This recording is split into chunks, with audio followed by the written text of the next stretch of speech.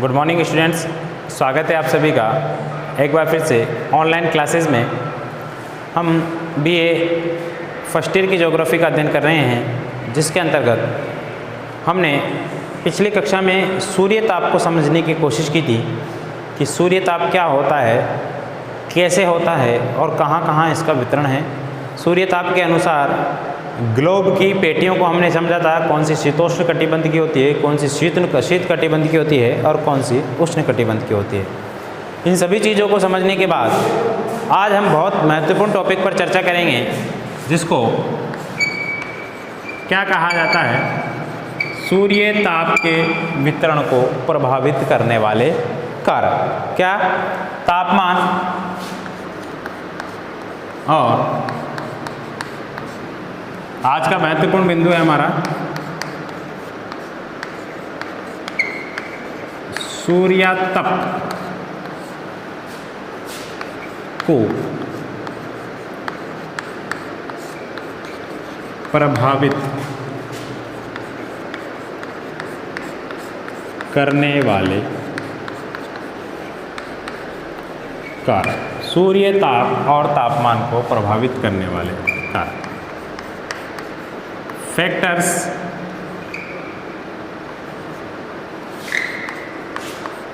affecting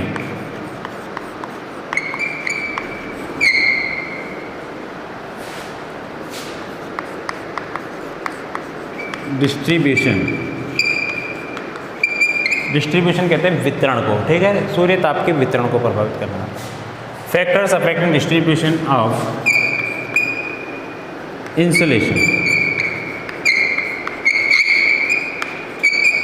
insolation, सूर्य ताप और एंड लिख सकते हो टेम्परेचर, ठीक है, इसको प्रभावित करने वाले कारक। देखिए, सूर्य ताप कई चीज़ों से प्रभावित हो जाता है।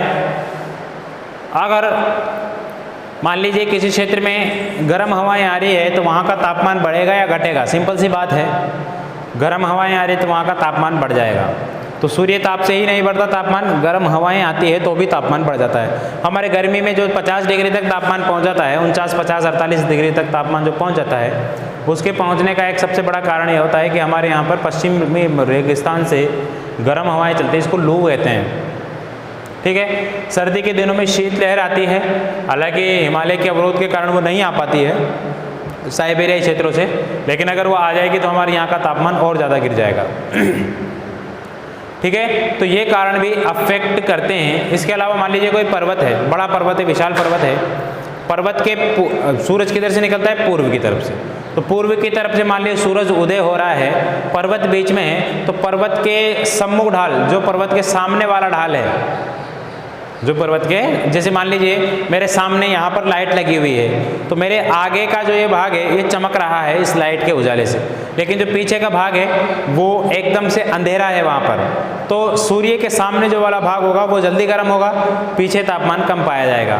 तो तापमान को प्रभावित करने वाला एक ये भी कारक हुआ। जल और स्थल की स्थिति, जल और स्थल दोनों का स्वभाव अलग अलग होता है। सूर्य का तापमान जल पर भी पड़ता है, पृथ्वी पर यानी कि स्थल पर भी पड़ता है। स्थल पर तापमान अगर सूरज का पड़ेगा तो क्या होगा? स्थल पर तापमान पड़ेगा तो स्थल धीरे धीरे नहीं बल्कि जल्दी से गर्म हो जाएगा, क्योंकि वो तापमान को क्या करता है? अवशोषित करता है। जबकि पानी वहीं पर रखा होगा तो पानी इतनी जल्दी जो है गर्म नहीं होगा, पानी इतनी जल्दी गर्म नहीं होगा, क्योंकि पानी क्या कर देता है? परावर्तन कर देता है किरणों का, वो अवशोषित ही नहीं कर पाता, धीरे धीरे अवशोषित होता है, तो पानी भी धीरे धीरे गर्म होता है। अक्सर देखिएगा आप, गर्मियों के दिनों में एक परात में पानी भर कर रख दीजिए, आप बाल्टी में पानी भर करके रख दीजिए और उसी के पास में एक पत्थर भी रख दीजिए। आप ध्यान दीजिएगा, पत्थर 5 मिनट के अंदर गर्म हो जाएगा, पानी 5 मिनट के अंदर गर्म नहीं होने वाला। पानी को गर्म होने के लिए लगभग 4 से 5 या 6 घंटे चाहिए जब पानी गर्म होगा, जबकि पत्थर 5 या 6 मिनट में ही गर्म हो जाएगा। तो इसके हम क्या समझते हैं? इससे हम ये समझे कि जो है पृथ्वी यानी कि स्थल जल्दी गर्म होता है, पानी धीरे धीरे गर्म होता है, ये एक कारण है। इसके अलावा और क्या कारण है? और महत्वपूर्ण कारण जो है दिन और रात की अवधि। दिन और रात की अवधि के अंतर्गत क्या है? देखिए, दिन में बहुत ज़्यादा तापमान होता है, रात को बहुत कम तापमान हो जाता है, यानी कि सूरज की स्थिति के अनुसार, सूरज होगा तो तापमान होगा, सूरज नहीं होगा तो तापमान नहीं होगा। ये सारी चीज़ें हैं जो तापमान को प्रभावित करती है। एक ये भी है समुद्र तल से ऊंचाई, जितने ऊपर जाएंगे तापमान कम होता जाएगा, जितने नीचे जाएंगे ज़मीन के अंदर तापमान बढ़ता जाएगा। ये हमने पहले ही पढ़ लिया है। समुद्र तल से दूरी, समुद्र तट से दूरी, समुद्र होता है, समुद्र के पास देखिए तापमान ज़्यादा भी नहीं पाया जाता, कम नहीं पाया जाता, सम तापमान पाया जाता है, ठीक है, क्योंकि समुद्र और जल आपस में लेन देन करते रहते हैं हवाओं का। दिन के अंदर क्या होता है, समुद्र का तापमान कम रहता है, स्थल का तापमान ज़्यादा रहता है, तो जहाँ का तापमान ज़्यादा रहता है वहाँ वायुदाब कम हो जाता है, तो उधर की तरफ हवा आती है, समुद्री पवनें चलती है। रात को क्या होता है, रात को समुद्र का तापमान ज़्यादा रहता है, स्थल का तापमान कम हो जाता है, तो वहाँ पे वायुदाब कम हो जाता है, तो हवाएं ऐसे चलती है। तो ये क्या है, वहाँ पे सम तापमान पाया जाता है, सम वायुदाब की स्थिति होती है। इस वजह से वहाँ तापमान ज़्यादा इफेक्ट नहीं कर पाता, लेकिन समुद्र से जैसे जैसे दूर जाते जाएंगे तापमान में गड़बड़ी होती जाएगी, तापमान धीरे धीरे बढ़ता जाएगा। ये सारे कारण हैं, इन सभी को हम एक एक करके डिटेल से अभी पढ़ लेते हैं। तो पहला कारण लिखिए, तापमान और सूर्य तप को प्रभावित करने वाला पहला कारक लिखिए आप, समुद्री तल से ऊंचाई। समुद्री तल से ऊंचाई देखिए, हम लिखे ऐसे ना लिखे, इसमें ऐसे लिखेंगे हम सामान्यतः।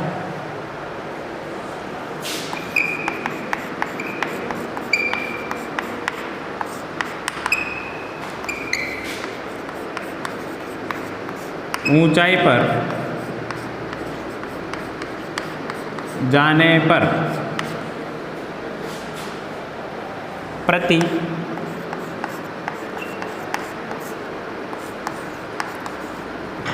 165 मीटर पर 1 डिग्री सेल्सियस तापमान की कमी हो जाती है, जबकि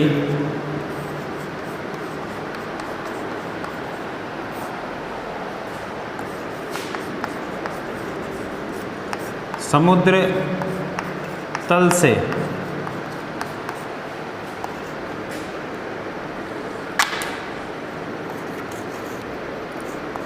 नीचे जाने पर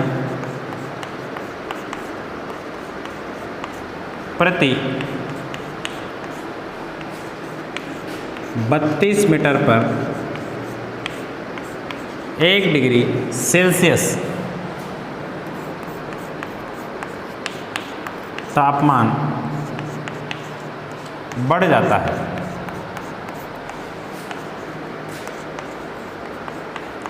अतः स्पष्ट है कि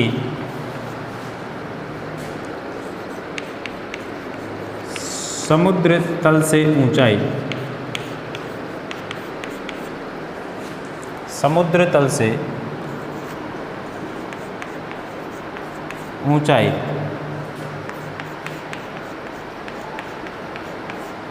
तापमान को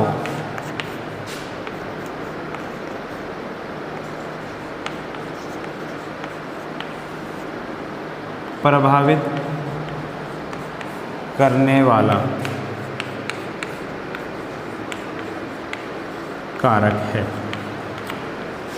ठीक है, स्पष्ट है कि समुद्र तल से ऊंचाई पर जाने पर तापमान कम होता है, समुद्र तल से नीचे जाने पर तापमान घटता नहीं बढ़ता है। तो कहा जा सकता है कि समुद्र तल से ऊंचाई तापमान को प्रभावित करने वाला इम्पोर्टेंट कारक है। उदाहरण आप इसमें लिख सकते हो, उदाहरण के रूप में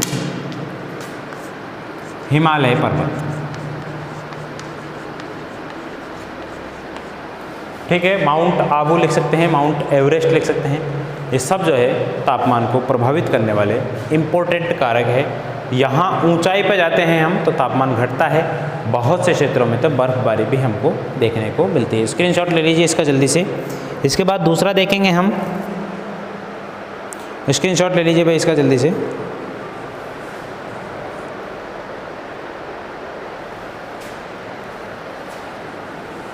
चलिए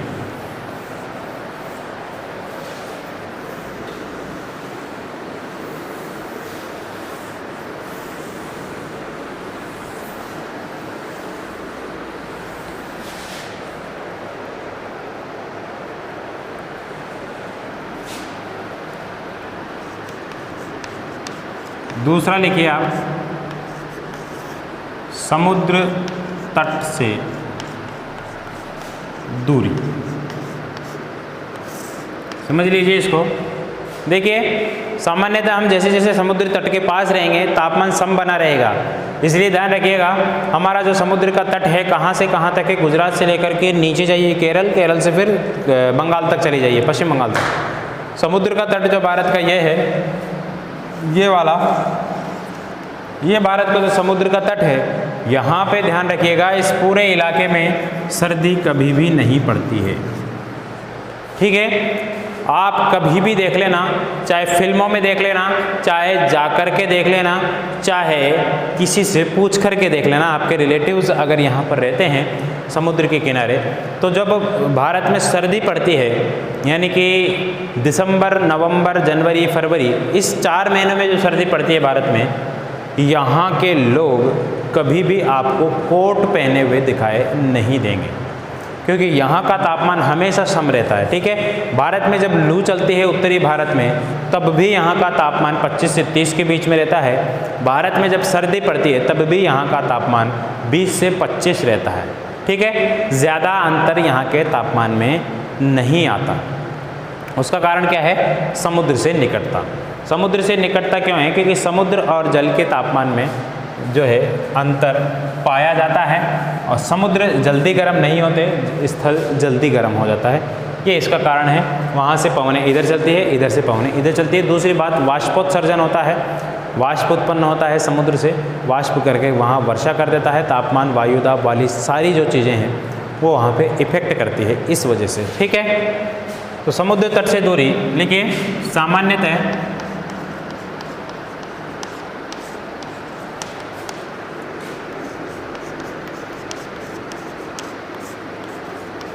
समुद्र तटों के समीप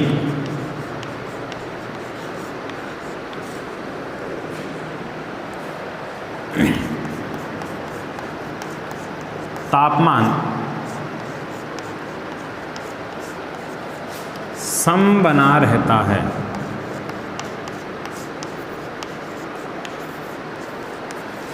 इसके विपरीत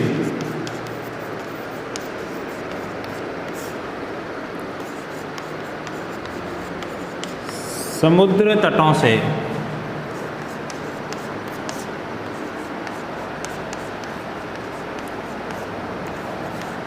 दूर जाने पर, समुद्र तटों से दूर जाने पर तापमान में,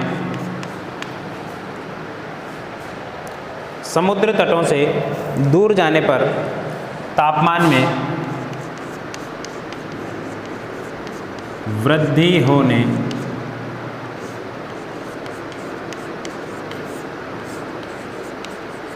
लगती है। समुद्र तटों से दूर जाने पर तापमान में क्या होने लगती है भाई? वृद्धि होने लगती है। इसके बाद ये बात है। इसके बाद तीसरा टॉपिक हम ये बात आपके समझ में आ गई होगी। समुद्र के निकट जो तापमान सम रहता है, समुद्र से दूर जाने पर तापमान धीरे धीरे बढ़ना स्टार्ट हो जाता है। ठंडे इलाके हैं वो बात अलग है, लेकिन अक्सर हम यहाँ पर बात कर रहे हैं भूमध्य रेखा के आसपास वाले क्षेत्र की, वो उस वाले इलाके की हम बात कर रहे हैं। ठीक है, इतनी बात आपके समझ में आ रही होगी। इसके बाद देखते हैं हम अगली बात, उसको मिटा देता हूँ।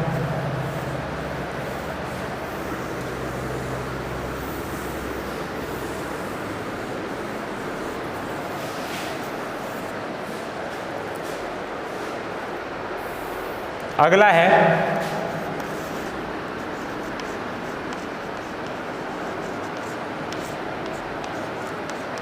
भूमध्य रेखा से दूरी। अगला क्या है, भूमध्य रेखा से दूरी या विकिरण का कोण।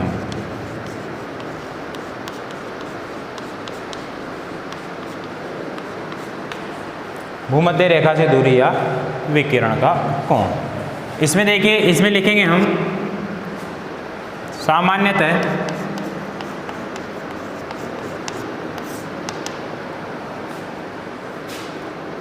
सर्वाधिक तापमान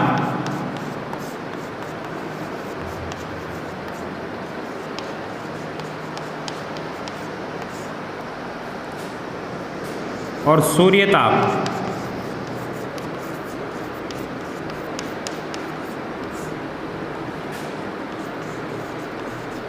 विषुवत रेखीय या भूमध्य रेखीय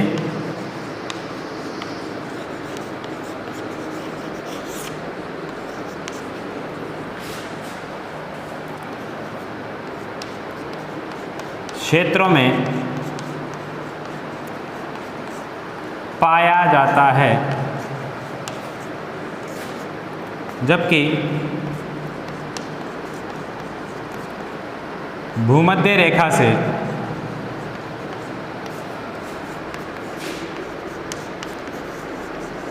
ध्रुवों की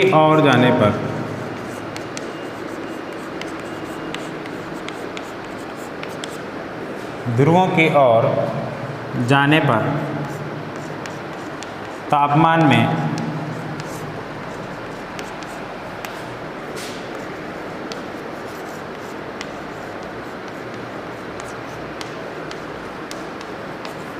कमी आने लगती है। ठीक है, क्योंकि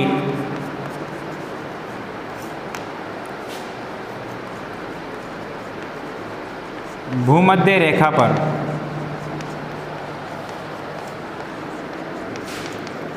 सौर विकिरणें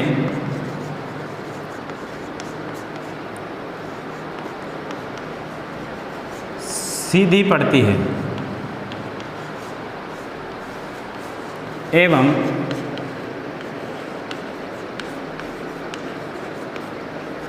कम स्थान घेरती है, जबकि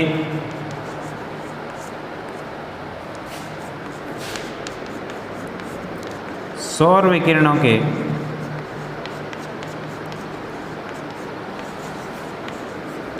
तिरछा होने पर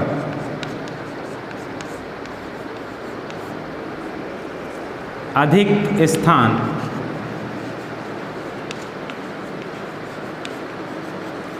घेरा जाता है, अधिक स्थान घेरा जाता है। इसलिए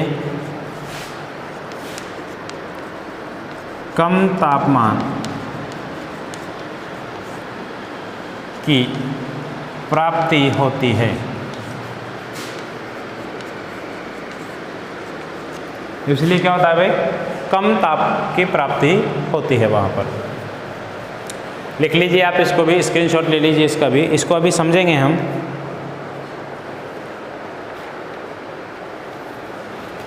इसको भी समझेंगे अभी हम। स्क्रीनशॉट ले लिया होगा आपने।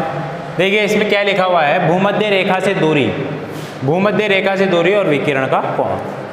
इसमें लिखा हुआ है सामान्यतः सर्वाधिक जो तापमान है सूर्य का वो कहाँ पाया जाता है, सूर्य ताप विषुवत रेखा यानी कि भूमध्य रेखा के आसपास वाले क्षेत्रों में पाया जाता है। जबकि भूमध्य रेखा से जैसे जैसे हम ध्रुवों की ओर जाएंगे, भूमध्य, ये देखिए मैं आपको बना के बता रहा हूँ यहाँ पर, ये भूमध्य रेखा है बीच में। यहाँ पर मैंने बताया था ये कर्क और ये मकर, यहीं पे सूरज की स्थिति थी। जैसे जैसे ऊपर की तरफ जाएंगे तापमान कम हो जाएगा, जैसे जैसे नीचे की तरफ जाएंगे तापमान कम होता जाएगा।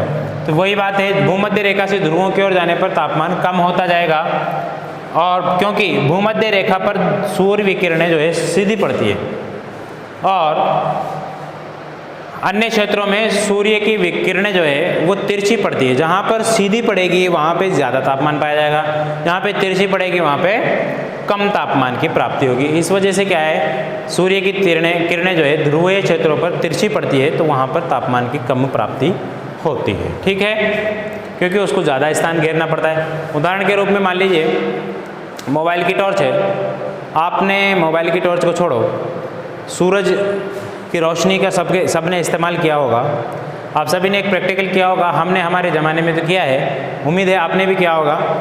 एक कांच का टुकड़ा लेते हैं, वो कांच का टुकड़ा उत्तल लेंस होता है। उत्तल लेंस अक्सर दादाजी के चश्मे का जो कांच होता है वो मिल जाता है, या फिर अन्य जो होता है, अन्यों में दादाजी के चश्मे के अलावा अन्य कांच जैसे घर में टूटे फूटे जो कांच बिखरे हुए रहते हैं वो होते हैं। वो जो कांच होते हैं वो कांच उसको आप लीजिए, सूर्य की किरणों के बीच में लेके आइए, उसके नीचे एक माचिस की तिली रखिए। ठीक है, आप क्या पाएंगे कि माचिस की जो तिली है, जो माचिस की तिली है, वो माचिस की तिली पे आप उसका फोकस कीजिए। बिल्कुल फोकस बोले तो बिल्कुल एक बारीक सा बिंदु आपको लगाना है, सूर्य की विकिरण उसमें छन के आएगी। तो आप क्या देखोगे, थोड़ी ही देर में, बिल्कुल थोड़ी देर में वो तिली जल उठेगी। हमने उसके माध्यम से कागज़ भी जलाए हैं, हमने उसके माध्यम से कपड़े भी जलाए। मैंने खुद, मेरा एक्सपीरियंस है ये, मैंने खुद उसके माध्यम से जलाए। क्योंकि सूर्य की किरणें जब एक स्थान पर एकत्रित होती है तो उसको कम स्थान घेरना पड़ता है और वो ज़्यादा तापमान वहाँ पर डालती है। जबकि वो विशालकाय सूरज का तापमान तो वैसे आ ही रहा है, सूरज का तापमान चारों तरफ फैला हुआ है, तो इतनी मात्रा में भयंकर तबाही नहीं मचाता हो। अगर एक जगह फोकस हो जाए सूरज का तापमान, मान लीजिए पूरे एक स्थान पे आ जाए, भारत पे सूरज का तापमान आ जाए पूरा, तो भारत जल के राख हो जाएगा एकदम से। वही है सूर्य का तापमान, सूर्य की किरणें अगर एक ही जगह फोकस करती है तो ज़्यादा तापमान होता है, और वो जो फैल जाती है तो कम तापमान की प्राप्ति होती है। ठीक है, इसके बाद अगला देखेंगे हम, इसको एक बार और चित्र के माध्यम से मैं आपको समझा दूं, शायद आपको अभी भी क्लियर नहीं हुआ होगा। देखिए, ये मान लीजिए ये कोई स्थान है, ठीक है, और ये सूरज की स्थिति है। ठीक है, सूरज की स्थिति है और ये कोई स्थान है। मान लीजिए सूरज की किरणें यहाँ पर सीधी पड़ रही है, सूरज की किरणें यहाँ पर सीधी पड़ रही है इस तरीके से, तो ये वाला जो क्षेत्र है ये बहुत ज़्यादा गर्म हो जाएगा, बहुत ज़्यादा तापमान प्राप्त करेगा ये।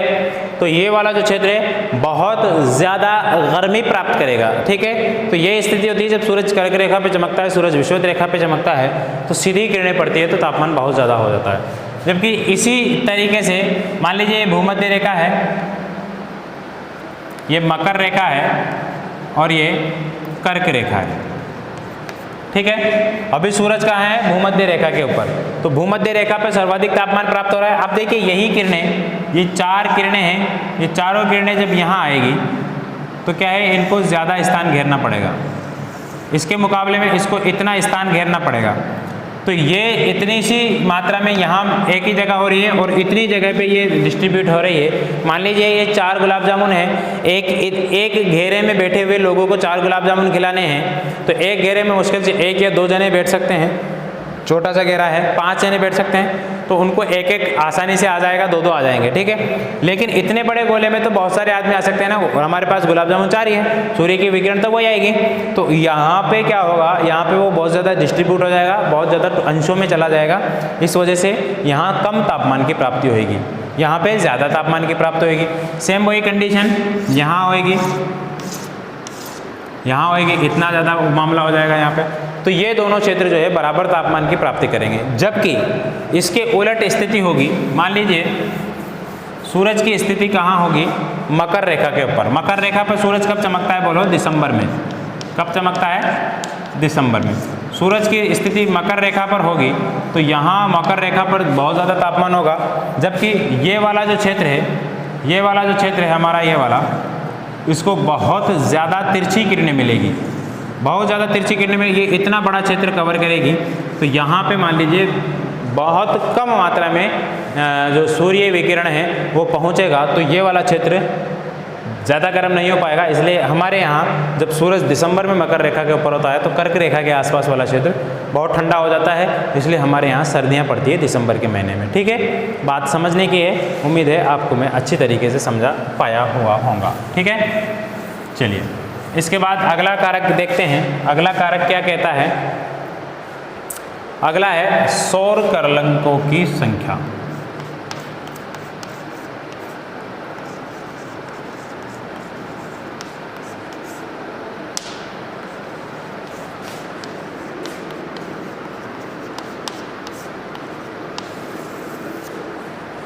सौर कलंकों की संख्या। ये चौथा कारण है शायद, नंबर डाल लीजिएगा आप। सौर कलंकों की संख्या का मतलब देखिए, जिस तरीके से हम चांद को देखते हैं तो चांद में हमको धब्बे नज़र आते हैं, ठीक है, कुछ काले काले धब्बे नज़र आते हैं ना भाई, चांद में धब्बा होता है हमेशा।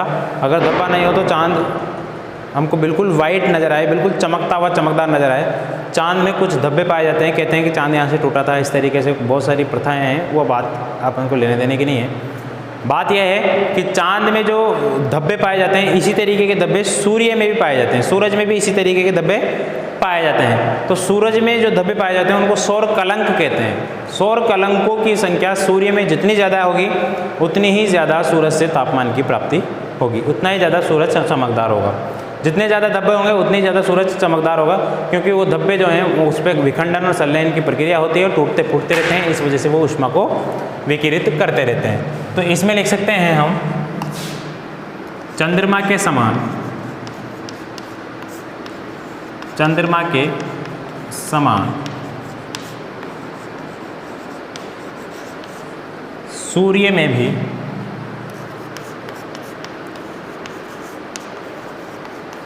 धब्बे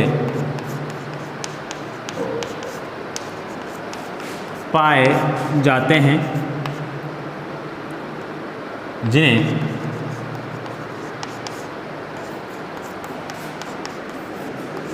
सौर कलंकों के नाम से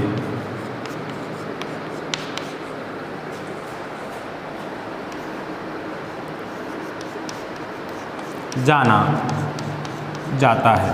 जिन्हें किसके नाम से जाना जाता है? सौर कलंकों के नाम से जाना जाता है। जितने अधिक मात्रा में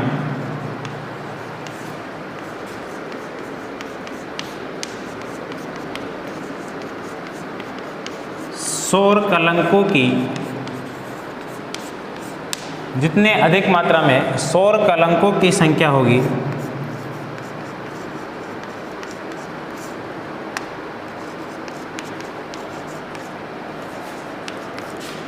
उतनी ज़्यादा ऊष्मा सूर्य उत्पन्न करेगा, या उतना ज़्यादा तापमान सूर्य का होगा। ठीक है, तो सौर कलंकों की संख्या भी इसके अंदर बहुत मायने रखती है। ठीक है, तो ये बातें थी, इसका भी आप स्क्रीनशॉट ले सकते हैं। इन बातों को आप विशेष रूप से ध्यान रखिएगा। ये सूर्य के तापमान को प्रभावित करने वाली मुख्य चीज़ें थी।